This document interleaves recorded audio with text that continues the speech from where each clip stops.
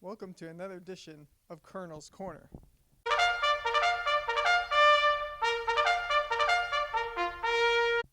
Today's episode, we bring in Wilkes University football head coach Jon Drach to discuss the Colonel's Week 3 victory over Widener in MAC play, and also to preview the Week 4 matchup at Lebanon Valley College. Jon, thanks for joining us. Thank you.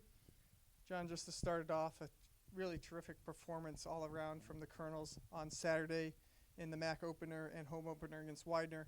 Talk a little bit about the offense, starting with the offensive line that was recognized nationally with the D3Football.com Team of the Week nomination there for those guys up front. Yeah, I think that that's a group that's been very consistent for us across the board. We knew that was going to be a strength of ours, and a lot of our strength is in our depth there.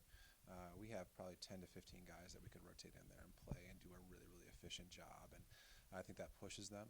Coach Beaver does a great job of getting those guys ready, and they communicate really well. And they were ready to go. They didn't play as well last year when we played Widener, and I think some of those guys had a little bit of a chip on their shoulder, and they came out and they really proved it this week with what they were able to do on the ground and in the pass protection. I thought they did a fantastic job all around, and I think part of that also goes to our practice play and our guys on our look team and that kind of thing that go out and give us hell every day, whether it's Trevor Gitsky or all those guys do a fantastic job of setting a tone for us in practice that it actually makes it easier for us in games. So heads off to those guys who are getting our team ready to go.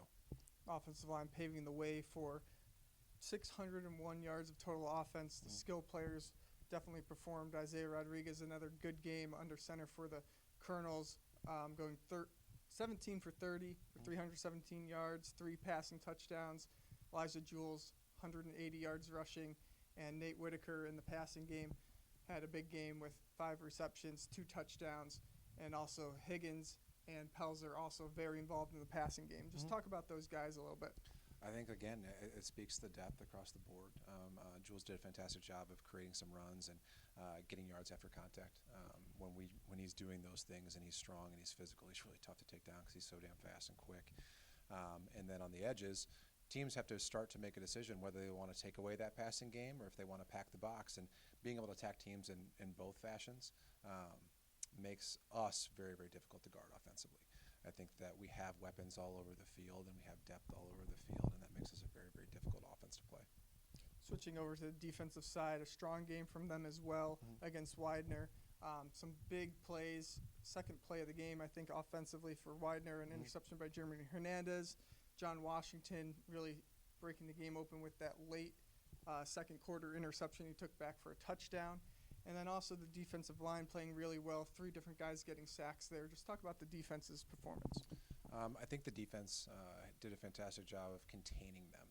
You know what I mean? I thought they were a pretty explosive offense coming in, and their tailback came off of the MAC Player of the Week. And we contained those guys. We made them be a throwing football team, but we were strong and we were physical in our front. Again, our depth really showed through, getting 2 full lines, almost like hockey line rotations coming in and out of that football game. It makes it difficult for teams to play against. On the back end, I think our linebacker play, Brandon Holcomb did a really nice job of filling some gaps, and I think he led our team with 11 or 12 tackles for the game. And a lot of that speaks to the guys up front, holding gaps and taking up double teams and letting our linebacker and our safety level run free. And then when we had opportunities to make plays on the ball on the back end, we made plays on the ball. John had another PBU on the edge besides the pass interception. German, those guys limited any type of big plays, and Jesse came up and made a couple big tackles for loss in the backfield too. So all those guys are playing well, communicating really, really well, and we're getting a lot of guys through the game. And from my standpoint, that is going to provide a lot of longevity as the season goes on. I think they're starting to play more and more competently every week, and when we do that, we're a pretty damn good defense. Switching gears to Week 4 against Lebanon Valley College, going on the road to face the Flying Dutchman. Just talk a little bit about what you've seen in them coming in off of a MAC win last week, close game against FDU Florham in overtime. What you expect to see on the game film from them? They're a very good football team. They return a lot on both sides of the ball. They have a lot of fifth-year grad kids that are multiple-year starters, 4-year starters at corner and in the secondary, 3- and 4-year starters in the defensive line and offensive lines, then a returning freshman quarterback from last year that did a really, really nice job. He's a dangerous weapon in the backfield. He leads their team in rushing and also their passing attempts. So you have to be able to guard him a lot of different ways, and you have to make sure that he's not going to be the one that beats you. You know what I mean? Put the ball in some of the other guys' hands and make them beat you. But they really stress you in every area of the field. They're going to push your edges, and they're going to pound you on the inside. They're a physical football team. I think that comes through both on offense and on defense. On the defensive side of the ball, they're super multiple in their coverages, and they give you some hybrid looks where they're dropping guys out into coverage and when they're bringing pressure. You know what I mean? I think that creates some confusion for an offensive line, and they lead the league in interceptions, and they lead the league in sacks because of that. So we're going to have to guard against those things, and we're going to have to control our controllables and do what we do on a daily basis, stress them in both the run game and the passing game.